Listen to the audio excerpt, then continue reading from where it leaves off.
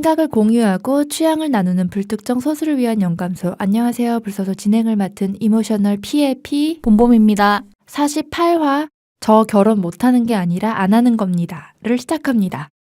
네, 오늘은 네 번째 최애 시리즈로 제목 좀 길죠? 너무 길죠? 줄일 수 없어요, 근데. 네. 드라마에 대해서 얘기를 할 거기 때문에 드라마 네. 제목이 저의 제목이 됐는데 그 지난 화에서도 미리 예고를 드린 것처럼 이제 봄봄님이 즐겨 보시는 일드죠. 일본 네. 드라마 중에 하나인 저 결혼 못하는 게 아니라 안 하는 겁니다. 에 대해서 오늘은 이야기를 좀 해볼까 합니다. 네. 근데 저기 하나 말씀드리고 가야 될 거는 제가 일본 드라마를 일본어 때문에 이제 공부하고 뭐하고 하려고 막 변명 중 하는데 보는 거지 제가 이런 류의 드라마만 보는 것은 아니라는. 아니 이 드라마가 어때서요? 아니 뭔가 약간 뭐라고 해야 될까요? 그런 거 있잖아요. 저의 이미지가 이걸로 굳어질까 봐. 어떤 거죠? 모르겠어서 말씀이. 아니, 그러니까 뭔가 약간 이런 막 로맨스물, 연애물 막 이런 거 막 엄청 좋아하는 사람처럼 보이진 않겠죠? 좋아하시지 않나요? 그렇게 알고 있었는데. 아니 저 지금 잠깐 지난주 방송도 생각해 보니까 막 네. 완전 모든 연예인 드라마 나올 때마다 좋아하는 금사빠에 아 제가 지금 이재훈 씨 좋아한다고 드라마 얘기해서 매니아에. 그러신 거예요? 아무튼 네 그렇습니다. 그래서 절대 그런 사람이 아니라는 이야기를 아, 도대체 어떤 사람이 아니라는 건지 모르겠지만 얘기할수록 더 이상해지는 것 같아요. 그렇다고 하고요. 일단은 저도 이 드라마를 몰랐다가 이제 봄봄님을 통해서 처음 알게 된 거거든요. 그래서 모르시는 분들을 위해서 간단한 정보를 좀 소개를 드릴까 봐요. 네, 드라마는 2016년도에 나온 드라마고요. 일본 TBS 채널에서 16년도 4월부터 6월까지 해서 10부작으로 방영이 된 드라마예요. 국내는 지금 제가 알기로는 W 채널 통해서도 방송을 하고 있고, 네, 스트리밍 서비스 하는 곳에서도 이거 아마 보실 수가 있을 텐데, 이게 약간, 그러니까 프라이드가 되게 높은 여자 의사, 그 피부과 의사로 나오는 미야비라는 사람이 결혼에 대해서 그거를 이제 현실로 받아들이고 직시하고 나서 어떤 일본 음식점에 되게 독설만 하는 토쿠라라는 주인한테 연애 코치를 받으면서 보여지는 에피소드를 다룬 드라마예요. 근데 사실은 이게 이제 일본 드라마에 되게 특징이 있잖아요. 조금 상황이 좀 이렇게 과장되게 표현되거나 왜 대사나 행동 같은 것도 그렇고, 그리고 또 조금 어느 면에서는 보시다가 불편한 포인트를 느끼실 수 있는 것들이 분명히 있거든요. 그래서 그런 부분들을 좀 감안하고 견딜 수 있다면 재미있게 보실 수 있는 드라마라고 얘기 드릴 수 있을 것 같아요. 하여튼 봄봄님 얘기하시기 전에 너무 길어요, 서론이? 밑밥을 많이 가시는 스타일이야. 누가 뭐라고 안 했는데 누가 뭐라고 할까 봐. 아니, 근데 제가 이제 이 드라마를 보면서 되게 공감을 했던 포인트 중에 하나는 첫 번째는 여자 주인공의 나이의 설정. 네. 나이의 설정이 39세로 나와요. 네. 39세로 나오는데, 이 사람이 자기가 결혼을 하고 싶다, 하고 싶지 않다, 뭐 이런 걸 결심하기 이전에 39세의 나이로 살아가기까지의 과정들에서, 그러니까 뭐라고 해야 되죠?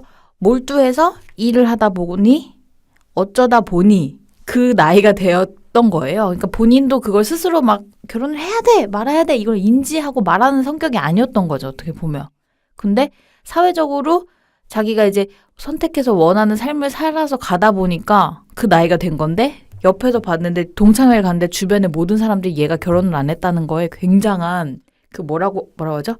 동정을 하는 거예요. 그러니까 사회적으로도 성공했고 외모도 아름답고 막 이렇게 칭송하는 분위기처럼 가다가 결혼을 안 했어라고 하니까 한순간에 이렇게 분위기가 정져. 식어버리는 것 같은 느낌. 그게 이제 약간 그 일본 드라마 특유의 그 약간 과장된 맞아요. 그 분위기를 보여주는 그런 느낌인데. 그래서 그런 설정의 부분이 있었고, 왜냐면 기존의 일본 드라마들이 보면은 그런 여성이 이제 결혼 안 한 여성의 어떤 나이대를 다루더라도 30을 기준으로 항상 다루는 게 굉장히 많았어요. 사실 요즘 시대에 30은 좀 약간 어린 그쵸? 느낌 아닌가요? 근데 이 얘기를 하면 이 얘기가 다른 분들이 들었을 때. 근데 그거는 시대가, 왜냐면은 옛날에 내 이름은 김삼순 할 때 그 김삼순을 되게 골드미스로 바라봤는데 맞네요. 그때 김삼순 30이었어요. 맞다. 근데 사실 지금은 그렇게 안 보죠. 그러네요. 맞아. 김삼순 설정이 서른이었구나. 그 그녀의 사생활 네. 그 덕지라는 네. 큐레이터로 나오는 그 박민영 박민영 네. 씨가 33세로 나와요 거기서. 잠깐 지금 현타 오는 것 같아요. 박민영 되게 너무 예쁘고 어리게 보셨죠? 네. 어머. 그렇구나. 잠깐 이 드라마 얘기 제가 오늘 할 수 있을까요? 네. 아무튼 그래서 그런 설정하고 그리고 또 하나의 설정은 이건 약간 좀 억지스러울 수 있는 설정이지만 고등학교로 나오나요? 그 첫사랑의 네네네. 두 주인공의 풋풋함이 중간중간 드라마마다 나와요. 근데 그 중간중간 나오는 그 첫사랑 역할을 하는 그 10대 두 명이 굉장히 예쁘고 귀엽더라고요. 그런 장면들은 되게 뭐라고 해야 되죠? 뭐 꼭 내가 그런 추억이 있는 게 아니더라도 약간 미소를 띠게 하는 요소가 되잖아요. 그래서 그런 설정은 좀 귀여웠던 것 같고. 근데 그게 제가 봤을 때는 본범님이 되게 그런 순수한 그런 감성에 네. 되게 뭐라 해야 되지? 좋아한다고요? 그런 걸 좋아하시는 감성이 저 있다고 생각하거든요. 그쵸, 맞아요. 없진 않아요. 저랑 상대적으로 비교를 했을 때 저는 약간 그런 걸 좀 때묻어가지고 그런 걸 약간 또 설정 나오네 약간 이런 느낌으로 약간 바라본다면 약간 보모님은 맞아 나도 저런 시절이 있어. 아니 꼭 있었다가 아니라 그런 순수한 감성도 되게 맞아요. 충분히 받아들이는 약간 그 감성이 있으셔서 그래서 어떻게 보면 일본 드라마를 좀 잘 보시는 부분이 있을지도 모르겠다는 생각이 드네요. 네. 그리고 이제 마지막으로 또 설정에서 제가 마음에 들었다고 하긴 좀 그렇지만 아무튼 근데 이 음식점 주인이 여러 가지 조언을 하면서 이 여자에게 막 얘기를 하잖아요. 뭐 마음에 드는 남자와 결혼을 할 수 있는 방법 막 이러면서 뭐 얘기하고 뭐 연하남을 사로잡는 방법 막 이러면서 막 얘기하고 해요. 근데 그 방법이 되게 어떻게 보면 좀 보면서도 오글거릴 수도 있고 되게 여자의 입장에서 그 남자가 여자는 이래야 돼 막 얘기하는 되게 말도 안 되는 얘기처럼 들리는 부분도 있어요. 있는데 듣다가 보면서 약간 이 남자가 말하는 이 이야기들을 이 여자가 그대로 하지 않는 장면도 많고 그대로 되지 않는 것도 많아요. 그러니까 그 뭐라고 해야 되죠? 이런 게 방법이야. 이렇게 해야 돼. 라고 하지만 결국에는 그렇게 되는 게 아닌 거예요. 그런 거라는 거죠. 그러니까 이거 뭐라 표현해야 되죠? 그 불편함을.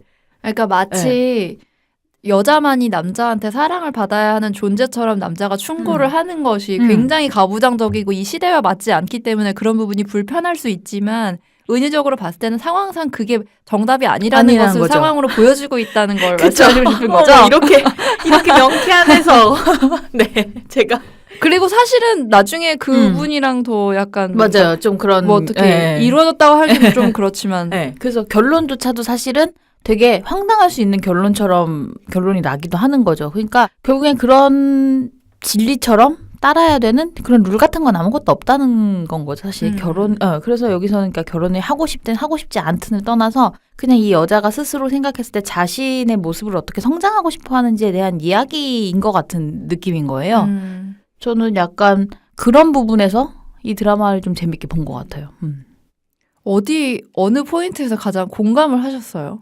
가장 공감됐던 거는 이 얘기하면 또 그냥 약간 뭐라고 해야 되지? 이 여자가 자기가 원래 되게 자신감 넘치고 되게 멋진 여성이라고 포장되어 있는 것들이 되게 많은데 뭐라고 해야 되지? 집에서 혼자 있을 때 뭐 할 때 혹은 엄마와 얘기할 때 자기의 혼자 독백이 나올 때 보면은 생각보다 되게 약한 존재라는 것들이 보여지는 부분들이 있는 거예요. 그래서 그런 거를 약간 감싸고 좋게 포장하기 위해서 더 강하게 자기를 밖으로는 더 어필하는 그런 부분도 있는 것 같고 그러니까 약간 모든 사람들이 다 그렇잖아요. 그러니까 누구나 보는 시각에 따라서 이 사람이 이런 부분은 되게 멋있어 보이는데라고 하지만 그 멋있어 보이는 부분은 사실은 이 사람한테는 역으로 되게 열등감으로 작용하는 포인트여서 그걸 더 강하게 밖으로 드러내는 경우들도 있고 사람들이 보통 살면서 보면 그래서 그냥 그런 포인트였던 것 같아요. 그 주인공 자체에서 보여지는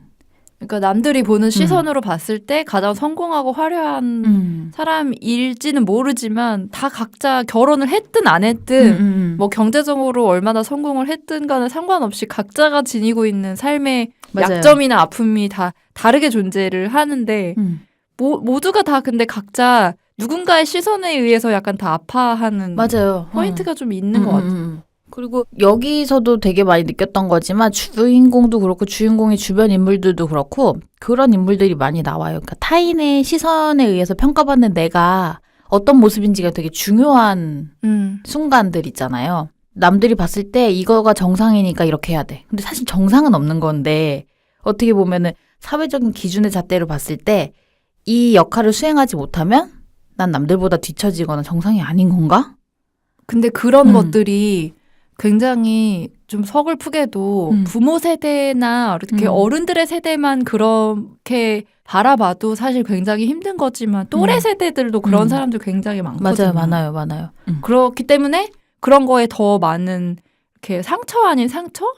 그런 것들을 받게 되고 내가 잘 살고 있는가에 대해서 자꾸 흔들리게 만드는 요소가 맞아요. 아닌가 맞아요. 싶어요. 맞아요.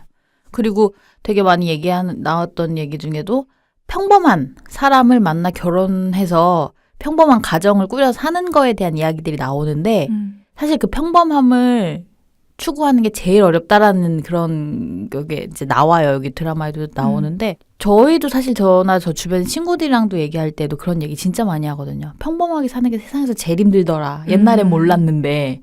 사실 근데 그 평범의 기준도 어떻게 보면 좀 너무 사회적 기준이죠. 사실 따지면. 그게 약간 저는 평범이 뭔가 평준화된 느낌이 들어서 평범은 네. 평준화하고는 다른 건데 네, 맞아요. 그런 거 있잖아요. 10명의 삶이 있으면 그 사람들을 합쳐서 n분의 1로 나눈 값에 해당하는 사람은 그 10명 중에 아무도 해당하지 맞아요. 않는데도 불구하고 자꾸 뭔가 평균을 우리는 내고 싶어 하고 그래서 나 몇 등쯤 왔는지를 자꾸 확인하고 맞아, 싶어 맞아요. 하니까 자꾸 그런 평범한 삶을 또 오히려 꿈꾸게 되는 그런 부분도 또 있는 것 같아요. 근데 그 평범한 삶이라고 하는 거에 평범에 해당하는 조건들 있잖아요. 그것이 뭐 학교를 이제 졸업하고 회사 생활을 하다가 결혼을 하고 그리고 좀 어느 정도 지나서 아이를 낳고 그 아이를 또 학교를 보내고 그러다가 또 이제 집을 사고. 네, 맞아. 그런 단계들 같은 것처럼 여겨지는. 근데 그게 사실은 평범이 더 이상 되지 않는 게 그게 되게 어려운 집 조건이잖아요. 사기도 어렵고 결혼하기도 어렵고 애 낳아서 맞아. 키우기도 어렵고. 그러니까요. 그러면 사실 그건 평범의 조건인가? 라는 생각도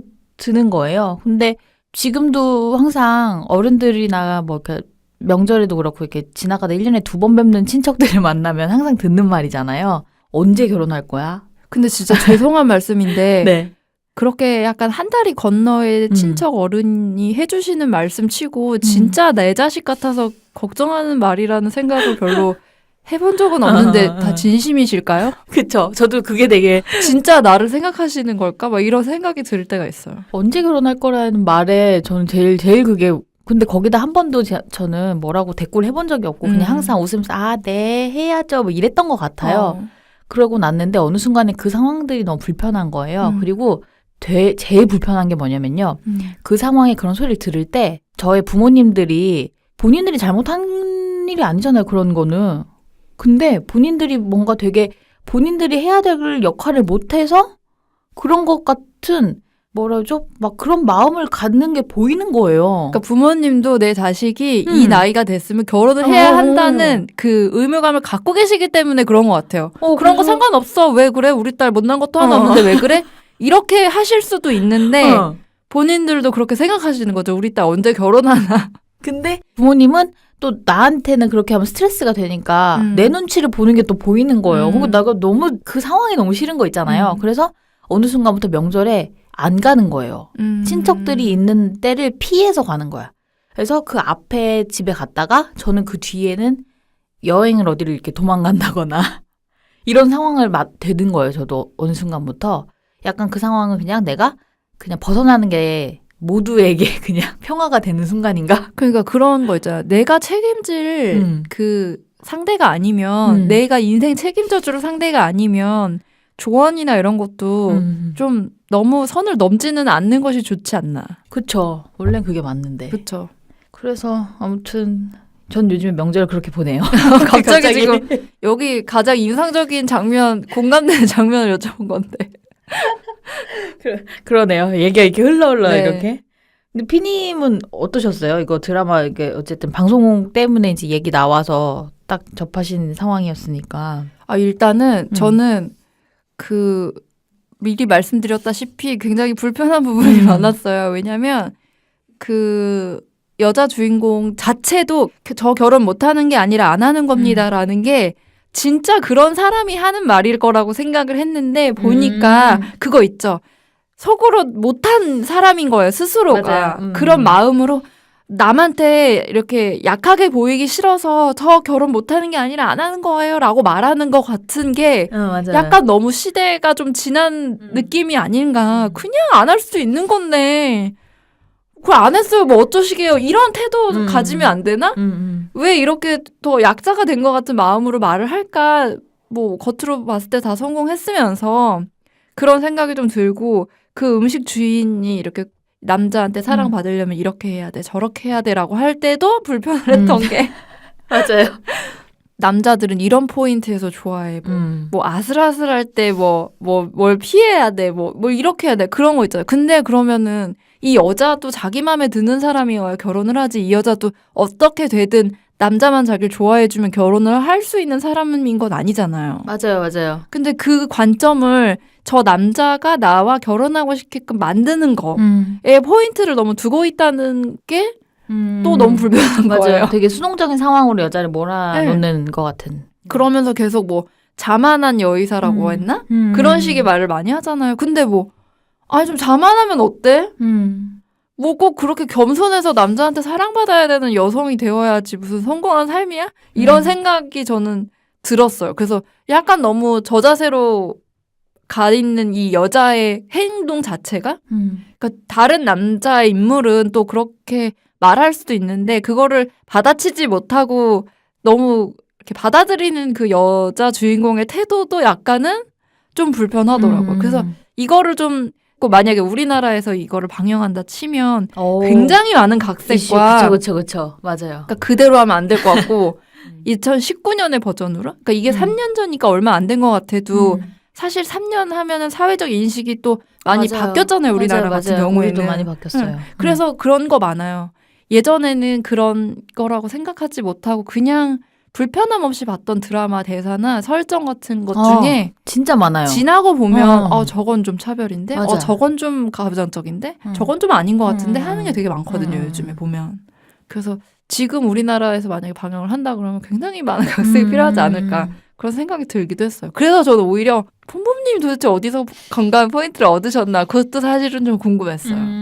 저는 근데 정말로 그냥 그 여자 캐릭터를 보면서 그냥 그 뭐라고 해야 되죠? 이게 약간 저희 이제 우리나라도 사실 그런 결혼에 관련된 드라마들 굉장히 많이 하잖아요. 결혼 연애에 관한 드라마 정말 많고. 그렇죠. 근데 내 이름은 김산순 연출했던 분하고 사랑과 전쟁 쓴 각본 쓴 작가님이 만든 드라마가 있어요. JTBC 드라마 중에 2012년도에 나온 건데 우리가 결혼할 수 있을까? 누가 나왔던 거죠? 정소민 씨하고 정소민 씨랑 김영광 씨도 나왔고 이미숙 씨도 나온 적 있고 그래서 그게 한 4커플 정도였나? 커플들이 결혼을 하기까지의 그 여러 뭐 이별도 겪고 다시 사랑하고 뭐 하는 그러니까 그 과정들을 되게 많이 담은 거였는데 대사나 이런 것들이 이렇게 사랑과 전쟁을 쓰신 작가님이어서 그런지 되게 솔직한 대사들이 되게 많이 나와요. 하다못해 그 가족 안에서도 있잖아요. 그러니까 여동생과 언니의 사이에서, 동생과 언니 사이에서도 언니는 결혼을 했는데 이제 뭐 이혼을 하려고 뭐 하고 있고 동생은 결혼이 잘 안 되는데 자기 상황이 너무 싫고 근데 이 자매 사이에서도 보이는 거 있죠. 집 안에서도 자매의 역할이 되게 나뉘잖아요. 근데 그게 진짜 약간 현실을 반영하는 부분일 수 있어요, 사실. 그러니까 언니에게는 동생은 열등감을 느끼는 부분이 분명히 있고 언니도 또 동생한테 나는 집에서 큰딸이라는 것 때문에 차별을 받았다. 막 이런 그런 되게 솔직한 대화들을 막 주고받는 것들이 있는 거예요. 그런 것 때문에 사실 저는 그 드라마를 되게 좋아했었거든요. 네. 근데 그 드라마에서도 제가 제일 좋아했던 게 이 사람이 이 상대에 대한 얘기를 할 때 너무 사랑받은 애인 거라는 거를 보면서 느끼고 그걸 보면서 자기가 너무 많은 열등감을 느꼈다는 거죠. 그러니까 사랑받고 살아온 사람만이 가질 수 있는 자신감 같은 거 있잖아요. 나는 그런 걸 보면서 그게 너무 부러운데 그 부러움을 나는 가질 수가 없는 거잖아요. 그러니까 나는 그거를 그 열등감을 우월감으로 바꿔서 내 스스로와 싸우는 삶을 살고 있다고 막 얘기하는 장면들이 있어요. 그런 대사들을 보면서 되게 제가 가지고 있는 어떤 감정의 그런 것들이랑 잘 맞물려서 느끼는 게 더 큰 것 같은 거예요. 그러니까 저는 사실 여기에 여자 캐릭터도 이 39살 먹은 이 여자가 말하는 그냥 자기의 말 있잖아요. 그런 것들에 되게 많은 아마 공감을 해서였던 것 같아요. 예. 저도 스스로가 그런 생각을 너무 많이 하니까 나의 이 열등감이나 나의 자격지심 같은 것들이 왜 이렇게까지 이렇게 심하게 자리 잡았을까? 어느 순간에 막 그런 생각들 할 때가 되게 많아요. 저도 근데 그런 생각 네. 많이 해요. 약간 나에게는 피해의식이 좀 존재하는 것 같다. 근데 그게 나만일 거라는 생각은 안 하거든요. 근데 그런 거 있잖아요. 우리는 왜 이렇게 다들 억울할까? 맞아요. 그거 있죠. 다 피해자, 그 가해자는 존재하지 않는데 모두가 다 피해자인 것 같은. 맞아요. 그런 감정을 저도 좀 느낄 때가 있는데. 그런 분들 때문인 것 같아요. 제가 그래서 드라마를 보거나 뭐 할 때 항상 꽂히는 것들은 그런 것들인 것 같아요. 전 그래서 최근에 저번에 저희 방송 옛날에 하다 한번 말했나요? 그 눈이 부시게. 네네네네. 그 드라마는 정말 폭풍 오열을 하면서 봤거든요. 엎드려서 울었어요. 꺼이꺼이. 그거 있죠. 다들 그거요. 로맨스고 남주역 로맨스인 줄 알고 봤다. 근데 막 뒤통수 맞았어. 혜자 언니의 그 너무 그 강력한 그 인생에 대한 그것이 너무 그렇게 정면으로 오는 거죠. 맞아, 그러니까 보다 맞아. 보니까 너무 이걸 정면으로 마주하게 되니까 되게 너무 슬프고 힘들기도 하면서도 또 너무 이렇게 위안을 받기도 하고. 저는 그 드라마 보다가 제일 기억에 남는 대사가 한지민 씨가 술 마시고 막 얘기하다가 울면서 나는 내가 너무 애틋하다는 말을 해요. 저는 그 대사가 진짜 너무 와서 꽂혔거든요. 항상 그런 생각 하잖아요. 그러니까 내가 너무 안 된 거야. 내가 진짜 애틋한 거예요. 그래서 내가 좀 더 사랑받았으면 좋겠고 내가 좀 더 뭐라고 표현해야 되죠? 이쁜 사람으로 그런 사람으로 여겨지는 사람으로 살고 싶은데 소중한 사람으로 근데 생각보다 세상은 나한테 그렇게 친절하지 않은 것 같은 거야. 그래서 막 갑자기 또 오늘 또 이거 심리 상담 들어가나요? 아니 근데 그 포인트를 말씀하시니까 네. 그 우리가 오늘 얘기하는 주제인 그 저 결혼 못하는 게 아니라 안 하는 겁니다 해서 그 여자 주인공한테 어떤 포인트에서 더 공감을 하셨는지 좀 저는 더 알 것 같은 느낌? 그러니까 이게 결혼을 한다 안 한다 자체에 대한 주제보다는 그런 뭔가 본인이 인생을 살아가는 데 있어서 내가 느끼는 나의 어떤 약함이나 이런 거에 더 포커스를 맞춰서 보신 게 아닌가 그런 생각도 들어요. 맞아요. 그리고 저는 이런 고민이 저뿐만 아니라 저와 제 주변에 그러니까 이 또래 사람들의 그 여자분들이라면 지금 그런 고민들이 되게 많을 거라는 생각이 들어요. 저희보다 조금 나이대가 더 어리신 분들은 또 다른 생각을 할 수도 있을 것 같아요. 이거는 그러니까 왜 겪어온 세대에 따라서 조금씩 더 그리고 달라질 수 있는 부분 같기도 하고. 그럴 것 같기도 네. 하고. 그러니까 그리고 또 또래라고 해서 맞춰서 살아가는 사람이 있고 맞아요. 또 아닌 사람이 있고 또 그럴 수도 있고. 전 요즘 진짜 그런 부분에 대한 생각이 너무 복잡하게 많거든요. 이제 그러다 보니까 당장 저도 그러니까 이 나이대에서 다 겪고 있는 현실적인 문제이기도 하고 그래서 생각이 많아지더라고요. 근데 요즘에 사실 보면은 그런 관련된 컨텐츠, 드라마, 영화, 책 진짜 많이 보이는 것 같아요. 그렇죠.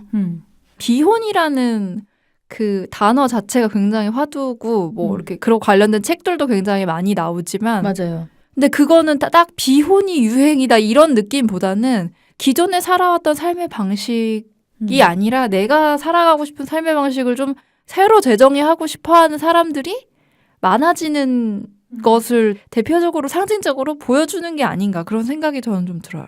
그러니까 이게 뭐 비혼 뭐 아니면 결혼을 뭐 해 말아 뭐 이거에 포커스뿐만 아니라 그러니까 요즘에 저 이제 이거 방송 준비하다가 찾았던 것 중에 올해도 역시나 혼자라는 키워드가 서점가에서 굉장히 인기가 있다라는 거예요. 그러니까 혼자를 다루는 내용에 대한 책들. 근데 특히나 2030 여성 독자들 중심으로 굉장히 인기를 얻고 있는 뭐 주로 많이 지금 읽히는 게 혼자 있고 싶은데 외로운 건 싫어. 이런 거. 혼자 있는 시간의 힘. 하고 싶으면 하는 거지 비혼. 나는 왜 혼자가 편할까?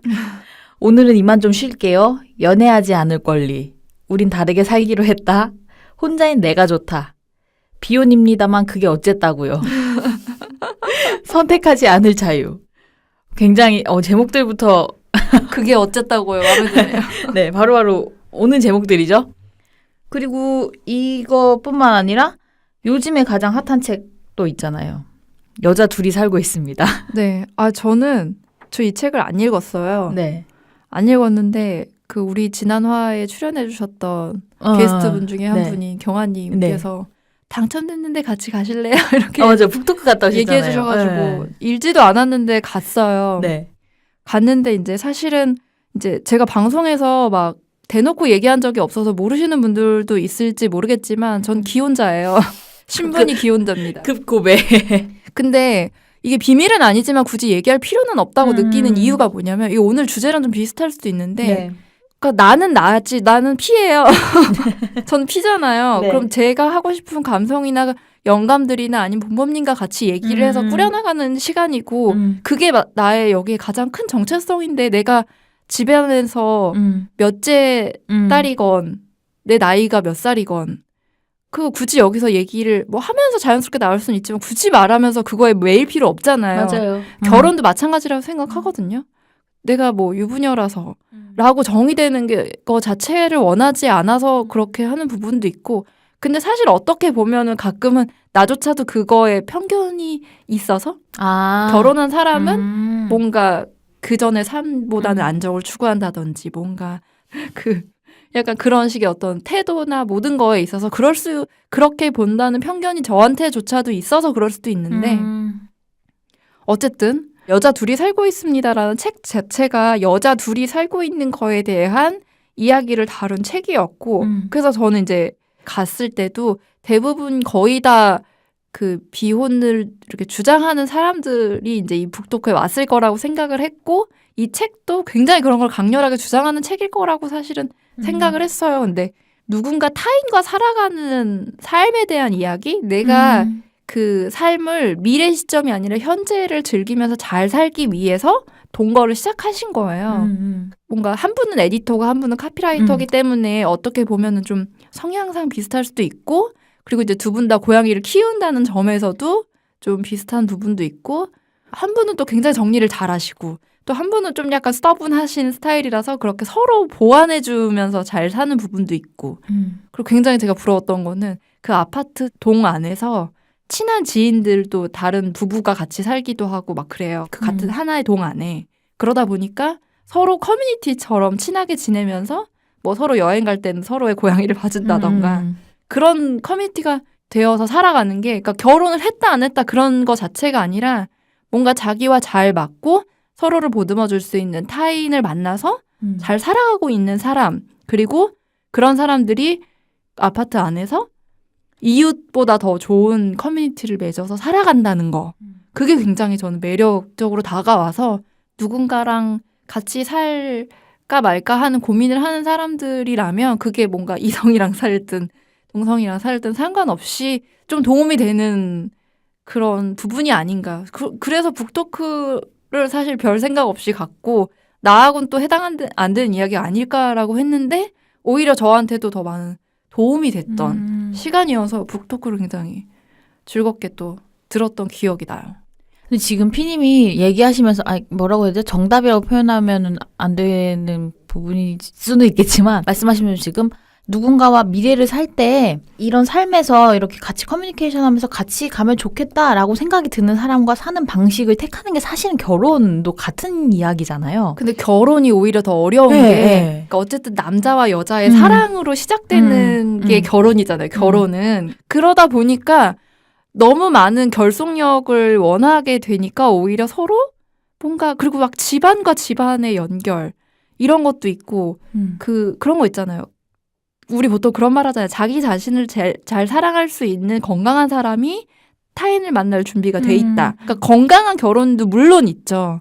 그렇지만 아닌 경우도 물론 있는 거예요. 그런 경우는 저는 그렇게 생각해요.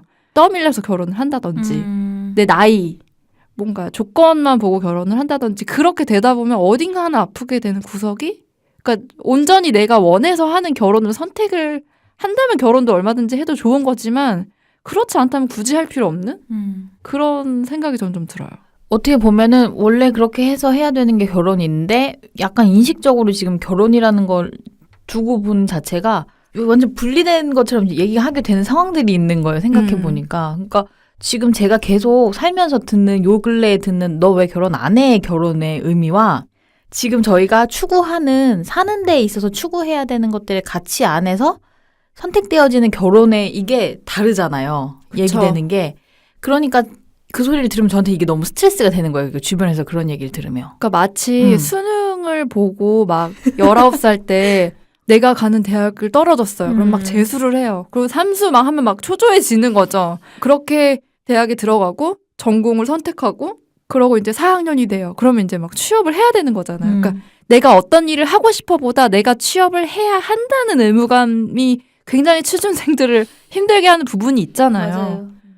그런 것처럼 결혼은 사실은 내가 어디 가서 뭔가 수행만 하면은 되는 일이 아니잖아요. 상호적인 거기 때문에. 맞아요. 근데 마치 내가 뭐 수능 보려고 시험을 보면은 다 되는 것처럼 너 왜 이번 올해는 수능 안 봤어? 이렇게 말하는 것처럼 결혼을 대하기에는 결혼은 너무 복잡하고 쉽지 않은 거다.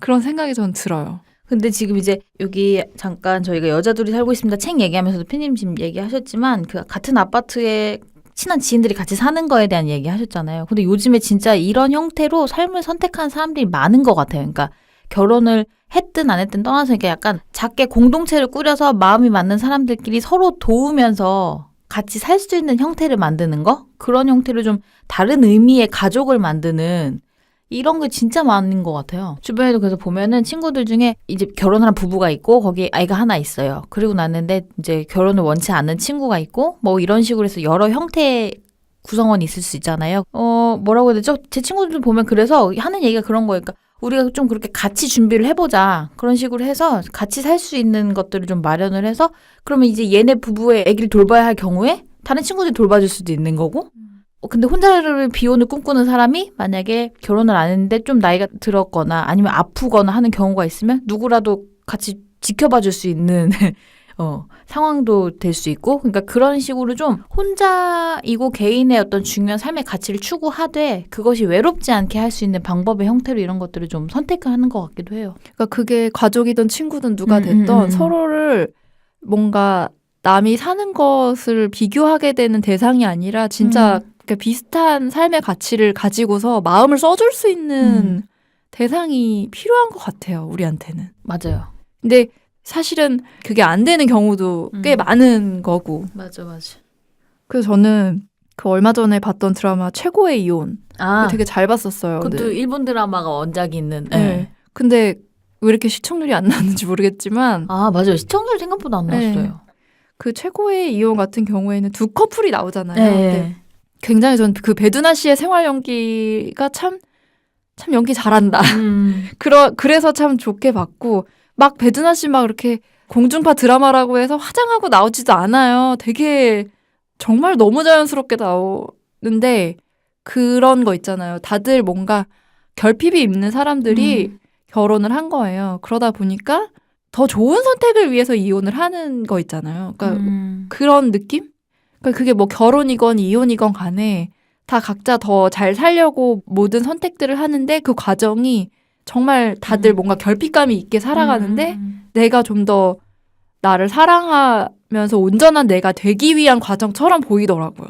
그래서 굉장히 저는 그 드라마를 되게 공감을 많이 하면서 봤던 것 같아요. 그래서 결혼이 사실은 얼마나 그 뭐 조건도 중요하고 서로 잘 맞는 것도 중요하고 집안끼리도 중요하지만 본인 자체가 온전히 서 있지 않으면 상대한테 굉장히 상처를 줄 수 있는 굉장히 어렵고 복잡한 선택이라는 거를 그 드라마에서 그 결핍감이 다 가시지 않은 그 내 어른을 보면서 깨닫게 되는 그런 부분이 있었던 것 같아요.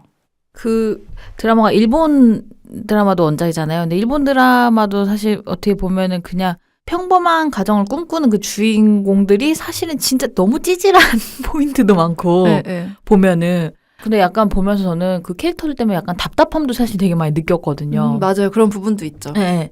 근데 그러다 결국 보면은 그들이 근데 어쨌든 이혼을 선택하고 뭐고 했던 것들이 진짜 자신을 진짜 말씀하신 대로 제대로 좀 찾아가는 방법에 하나로 선택해서 그거를 했구나라는 생각도 들고 그러면서 이상적인 결혼 생활이란 뭘까라는 고민을 저도 진짜 많이 해본 것 같아요. 사실은 보면서. 그러니까 결혼 정년기라는 게 마치 뭔가 출산, 뭔가 미래에 집을 사고 막 이런 거에 기준이 돼서 어른들이 자꾸 설정을 해놨는데 사실은 물론 그런 것도 중요하긴 하지만 진짜 결혼 정년기라는 거는 자기가 온전히 마음의 준비가 되고 그럴 만한 상대 그래서 서로가 서로에게 상처를 주지 않을 수 있을 때 하는 게 제일 좋은 정년기가 아닐까 그런 생각이 좀 드는 것 같아요. 약간 뭐라고 해야 되죠? 그러니까 근데 이 얘기를 제가 또 만약에 내 부모나 혹은 또 이제 뭐 이미 이제 그런 결혼에 대해서 이야기들을 계속 한 분들과 또 얘기를 하다 보면은 또 다른 이야기가 또 놀이표처럼 되돌아오겠지만 사실 이 드라마 그 일드로 봤을 때에도 그 드라마에 나오는 이제 대사나 뭐 이런 것들 보잖아요. 그럼 이제 거기서 결혼을 해달라는 어떤 얘기를 할 때 앞에 붙는 대사 중에 한밤중에 산책을 하고 가위바위보를 하고 먹고 웃고 그리고 손을 잡고 군고구마를 먹으면서 또 같이 얘기를 하고 그러니까 우리가 같이 있으면 즐거운데 함께 나이 먹어가지 않겠냐라는 이야기를 하는 게 있어요. 근데 어떻게 보면 사실은 이렇게 일상의 모든 이런 순간들을 같이 하면서 나이 들어가는 내 가족이랑도 그렇고 그게 또 이렇게 연인이 될 수도 있는 거고 그런 상황들 속에서 이루어지는 결혼이어야 되는 것 같은데 왜 나는 이게 이렇게 무겁고 어렵고 힘든 게 됐을까 나한테 사실 그런 생각 진짜 많이 하거든요. 근데 왜일까? 사실 현실적으로 고민해야 되는 게 너무 많은 거예요. 사실 결혼이라는 걸 하려면 그렇잖아요. 돈도 많이 필요하고 아닌가? 이것도 또 다를 수도 있겠죠? 근데 제 주변을 보면 그렇더라고요. 그거를 하면서 현실적으로 결혼을 하면 이란 제도를 선택할 때에 겪게 되는 그런 거 있잖아요. 그리고 그런 게 좀 있죠. 사람들이 누가 뭐라고 하지도 않았는데 좀 나이가 더 한 살이라도 많을 때 결혼을 하면 더 많은 돈이 있어야 할 것 같은 거 있잖아요. 그냥 20대에 결혼하면 없이 결혼해도 남들이 뭐라고 하지 않지만 뭔가 나이 들어서 결혼하는데 없게 하면 또 누가 뭐 이렇게 없어 보일까 봐 그렇게 또 생각하는 경향이 또 크죠. 그리고 저는 결혼을 하고 또 육아를 하면서 주변에 친구들이 겪는 어려움들도 또 되게 많이 보잖아요. 그러니까 뭐 경력이 단절되는 부분에 있어라던가 아이를 키우면서 또 현실적으로 겪어야 되는 엄마의 그 입장에서 또 그거는 정말로 저는 아이가 없어서 아직은 경험해보지 못했지만 진짜 우리가 뭐 마음가짐 뭐 어떤 논리적인 거를 그냥 다 무산시키는 아이란 존재는 사실은 어느 정도 크기 전까지는 그쵸. 그냥 절대적인 희생을 요하는 어떤 진짜 그런 부분일 것 같기는 해요. 하도 근데 그런 말을 되게 많이 듣잖아요. 내가 아이를 낳아서 키워보지 않으면 엄마 마음 절대 이해 못한다고 그런 얘기 너무 많이 듣는데 사실 저 그런 말 들을 때마다 되게 서운하거든요. 모르겠어요. 그러니까 제가 그렇게 해보지 않아서 얘기를 못하는 걸 수도 있겠는데 그렇게 생각을 하는 걸 수도 있고. 근데 또 우리의 엄마 세대들의 삶을 우리가 보면서 컸잖아요. 다들 이제 시집살이도 하셨고 아이를 또 엄마가 케어를 거의 전적으로 하고 집안일도 엄마 몫인 세대의 부모 세대를 보면서 자라다 보니까 그런 건 좀 큰 것 같아요. 이렇게 엄마처럼 살고 싶어하는 딸이 많지는 않은 것 같아요. 지금 세대에서는. 맞아요. 다 우리는 엄마의 절대적인 희생으로 컸어요. 솔직히 말하면. 그래서 이렇게 오늘날 자란 것이라는 거지만 그럼에도 불구하고 내가 그렇게 희생을 하면서 살아갈 자신이 있는가 는 굉장히 어려운 문제죠. 저는 그게 진짜 너무 고민이 돼서 그래서 전 겁도 나는 것 같아요. 두려움도 있어요. 네. 그리고 굉장히 아직까지 우리나라 사회에서는 어떤 집안을 만나느냐가 어떤 사람을 만나느냐에 버금가는 삶에 영향을 끼치기 때문에. 그러니까요. 그 역할을 잘 수행할 수 있나에 대한 의심이 너무 많고 전 진짜 걱정을 많이 하는 것 같아요. 그래서. 근데 그런 것 같아요. 저는 연애를 해서 결혼 상대자로 고민할 만큼의 상대자가 있지 않는 이상 굳이 그 사람한테 결혼을 왜 안 하냐고 물어보는 거는 좀 이상하지 않아요? 그러니까요. 그게 되게 웃긴 거야. 그러면은 연애를 당장 하라는 거야? 아니면 아무나 하고도 결혼을 하라는 거야? 맞아요. 그걸 모르겠는 거죠. 그러니까 인사치레로 하는 그런 말은 좀 안 했으면 좋겠어요. 그죠? 하다못해 그러니까 지나가는 말로 그냥 그 사람의 개인의 안부를 물어봐 줄 수 있잖아요. 요즘 어때? 잘 지내니? 그죠? 근데 그런 말도 하더라고요. 어른들이 할 말이 없어서 그냥 던지는 말이래요. 그래서 아무리 할 말이 없다 그래도 사람한테 그렇게 상처를 주면 되나? 지나가는 개구리는 돌을 마셔준다고 말했어. 아무튼 네 그렇습니다. 혹시나 이 방송을 들으시는 어른분들이 계시다면 그런 말씀은 하지 말으시면 좋겠다고. 네, 그거를 인생의 어떤 좋은 조언으로 받아들일 가능성은 굉장히 낮다는 거. 그렇죠. 그리고 그 사람을 진정 본인이 생각해서 하시는 말씀이신지 그걸 좀 한번 생각해 보시길 바래요. 어른들이 안 들을 것 같아요, 우리 방송. 그죠? 그러네요. 혼날 것 같아 이거 지금. 아, 누구한테 혼나는 거죠? 그래서 이야기의 결말은 뭔가요, 오늘? 어떻게 되는 건가요? 저는 결혼을 못하는 게 아니라 안 하는 걸까요? 아니면 결혼은 반드시 해야 되는 걸까요? 안 해도 되는 걸까요? 뭐 이런 얘기들로 결론이 나야 되나요? 아, 그래서 우리가 마지막에는 이제 결혼이란 게 반드시 해야 되는 것인가? 라는 어떤 질문을 던지는 거였는데, 우리가 얘기하는 과정에서 다 나와버려가지고. 네. 물론 결혼을 하면 좋은 점도 있어요. 그게 아무리 좋다고 한들 의무화가 될 필요는 없다는 거죠. 그렇지 않나요? 갑자기 지금 얘기하다 보니까 드라마였나요? 뭐였나? 그 결혼을, 이거 어디서 봤죠? 오늘 갑자기 생각난 장면인데, 결혼을 안 하면, 교도소에 잡혀가는 상상을 하는 장면이 나오는 게 누가 있었는데. 우리 본범님한테 그렇게 결혼 가지고 얘기하지 마세요. 누가 그렇게 했어요? 이렇게 사람 상처를 줘가지고 이거 이렇게. 내 꿈 아니죠? 본범님이 오죽하면 지금 교도소 가는 꿈까지 꾸셔야 돼요? 아니, 드라마에서 나왔는데 그런 장면이. 근데 내가 그거 보면서 너무 웃기면서도 우픈 거 있잖아요. 아, 그랬던 진짜 것 같은데. 예. 그죠? 이거는 사실 선택의 문제인 건데. 그러니까 그거죠. 나는 어떻게든지 돈을 많이 벌어서 강남에 좋은 아파트를 살 거야. 나는 그렇게 해서 아둥바둥 살기 싫어. 제주도에 내려가서 조그만 시골집에서 살고 싶어. 누군가가 그 두 가지 선택지 안에서 뭘 하겠냐고 얘기를 들으면 다 개인의 인생이고 우리가 그 사람의 삶을 책임져 줄 수 없는 거잖아요. 맞아요. 만약에 그 사람이 강남의 아파트를 샀을 때 밀려오는 허탈감이나 외로움이 있다면 그걸 누가 책임져 줄 거예요. 근데 강남 아파트는 가지고 싶다.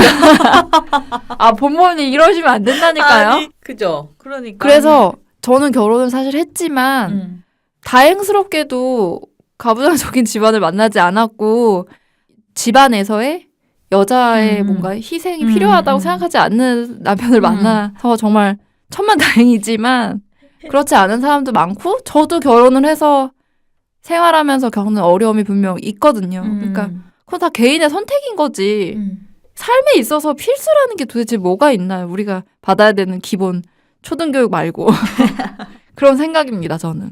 저는 사실 오늘 이게 우리 방송하면서 제일 많이 생각해 본 건, 내 스스로도 약간 어느 편견이나 무엇 때문에 말하거나 선택하는 것들에 있어서 조심스러움을 가졌던 것들이 분명히 있는 것 같고, 그리고 나도 모르게 내가 가지고 있었던 열등감처럼 되는 거 있잖아요. 내가 뭔가 이런 잔소리들을 들으면서도 뭐라고 말을 하기도 애매한 상황에 처해서 말을 못했던 이유는 아마 내 스스로가 조금 그런 감정을 가졌기 때문인 것도 같아요. 근데 조금 더, 그러니까 뭐 내 스스로뿐만 아니라 타인한테서 얘기를 할 때도 그렇고 그 개인에 포커스 돼서 그 개인을 바라봐주는 시각이 되게 중요한 것 같다는 생각이 들어요.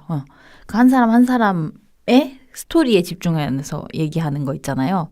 그렇게 하면 사실 어른들이 나한테 그 말을 할 때에도 그 어른을 막 그런 잔소리하는 어른이야 라고 생각할 게 아니라 또 그 분의 입장의 어떤 것도 또 이해할 수 있는 포인트도 생길 수 있을 것도 같고. 결혼을 한 모습이 내가 꿈꾸는 미래가 되면은 누가 결혼을 안 선택하겠어요. 근데 그렇지 않은 모습을 더 많이 봤기 때문에 그런 부분이 있을 수도 있다고 생각하거든요. 그래서 그냥 본인들이 어떤 편견이나 남의 시선 의식 없이 행복하게 서로를 배려하면서 잘 사는 모습을 더 많이 갖추면 젊은 세대들은 제가 약간 얘기하다 보니까 기성세대를 비난하는 것 같은데 그런 뜻은 아닙니다만 어찌 됐건 뭔가 누군가에게 어떤 삶의 선택을 강요하는 건 있을 수 없는 것 같아요. 맞아요.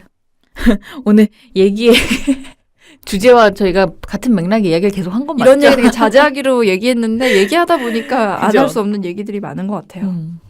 네, 더 우리가 화가 나기 전에 방송을 아니야, 마치는 나 게 오늘 치유의 시간이었어요.